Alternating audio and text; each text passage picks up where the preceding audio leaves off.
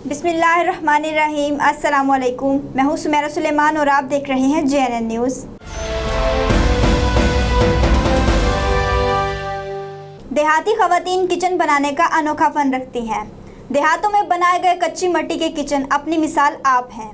देहाती सकाफत को ख़वातीन ने ज़िंदा रखा हुआ है।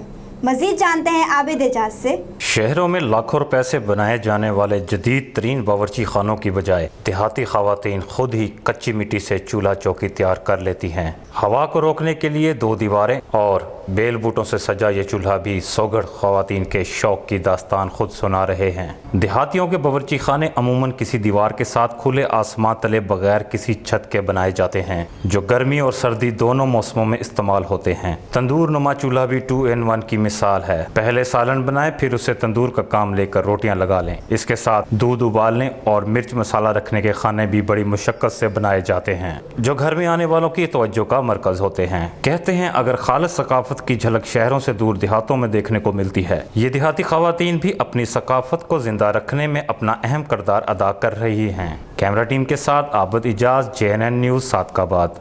जी बहुत शुक्रिया आबिद एजाज। मज़ीद खबरों और अपडेट्स के लिए देखते रहिए JNN न्यूज़।